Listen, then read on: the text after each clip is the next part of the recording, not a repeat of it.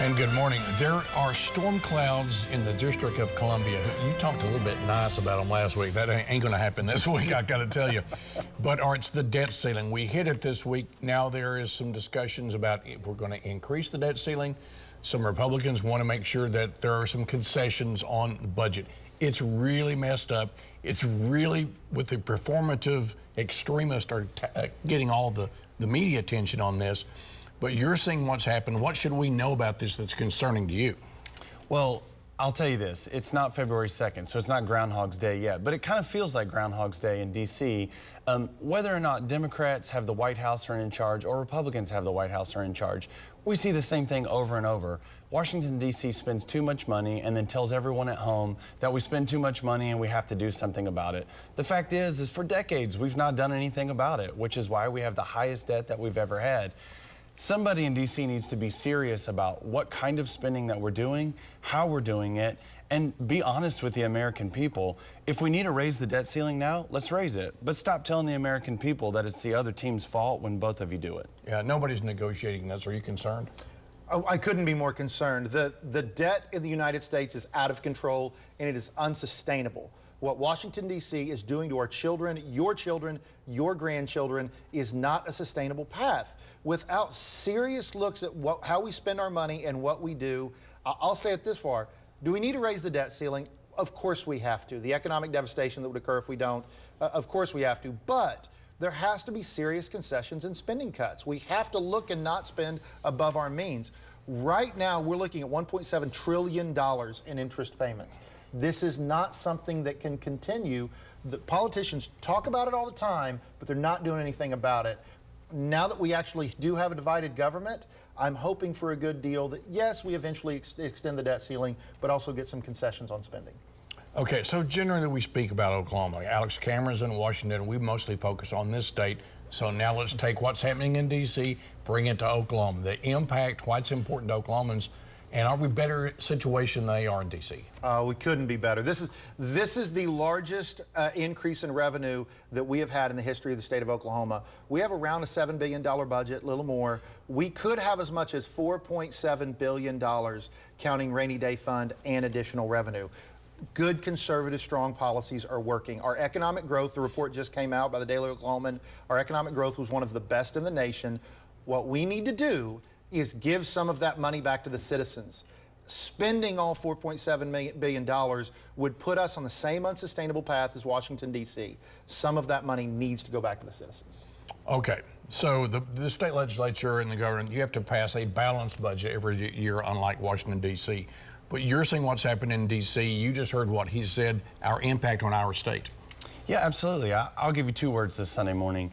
Stewardship and investment. Those are the two things that we need to think about as we go into this session with the surplus that we have. Stewardship in that we should still continue to save. We need to make sure that we have money for the future, but we don't need to save it all. Investment. How do we spend the extra that we have? We don't need to just willy-nilly give it back in across-the-board tax cuts. I would do a rebate, give some back right now, but also invest in our future, invest in education, invest in our infrastructure, invest in the things that are going to make us the best state that we can be for the next 10, 20, 30 years.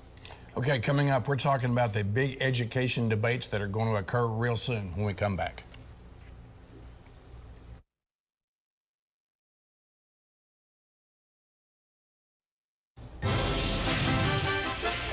Welcome back. You know, the most talked about election back in November, besides the governor's race, was the state superintendent race. And we've been saying for months that education was going to be maybe the top issue this coming session.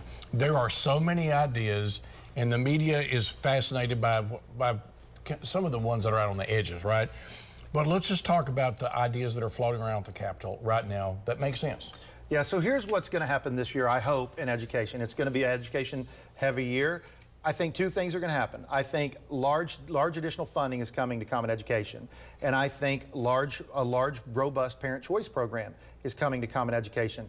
I think parents know what's best for their kids, not bureaucrats. It is parents.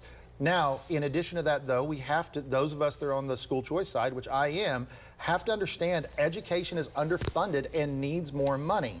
So when you're looking at reforms and you're looking at those things that are out there, there's lots of great ideas. Look for those that are working with both sides, the House and the Senate, and they're looking at both the parent choice side and the additional funding side, because that's what it's going to take. Okay, so there have been, the media's focused mostly on the edgier stuff. It's not going to happen, right? That gets all the media attention. But of the ideas that are in the mainstream, what do you like? Well, there's a lot of great ideas, and I'd also like to remind the viewers that Oklahoma is already a state that has school choice. We have more school choice than most other states, so there's that. But also, I think there's some great ideas. Senator Pugh had a press conference this week talking about the Senate's agenda for education. That included teacher pay raise, paid maternity leave for teachers, putting more money into the formula, a teacher pipeline bill. There's a lot of really great ideas right now. I don't want the viewers at home to think that there's just negative stuff in education. I think there's a lot of great ideas on the table right now, and looking forward to seeing some of those across the finish line. Okay, so Republicans control the House and the Senate, and they don't always get along on their ideas. You brought up Senator Pugh's idea. We'll see where the House goes on this, as well as the governor. Okay, let's look into the crystal ball. What shakes out when it comes May that actually gets over the hurdles? Well, I definitely think in education, because of the fact that we do need to invest in our future, that you're going to see some form of teacher pay raise probably go forward just to keep us up to the regional level of teacher pay. I think you're going to see, again, we've talked about this a lot on the show, workforce initiative, workforce development. We need to make sure that we have the right pipeline of workers, employees that are going into our companies so that we can continue to grow companies here in Oklahoma and we can continue to attract more. I do think you're going to see something with taxes. I don't know how that'll shake out. That's going to be largely up to House, Senate, and the executive branch and how they can all figure that out. He makes a good point. Workforce, career tech, higher ed, it all works into this, but what do you think makes the final game plan here? So as I talk to citizens of the state of Oklahoma, here's what I heard. The legislature is going to be graded next year on a pass-fail system, and pass is the average citizen pays less taxes next year than they did this year. Fail is they don't. I don't know what that looks like, but at the end of the day, I'm going to do everything in my power. There are a series of really good ideas with $4.7 billion in savings. You deserve some of your money back. I also think Senator Pugh had some great ideas. A lot of those the House ran last year. So I think you're really seeing Senator Pugh, Rhonda Baker in the House, probably going to come up with some great education stuff. I think education will have a phenomenal funding year, and I think we'll get some school choice. But that's it.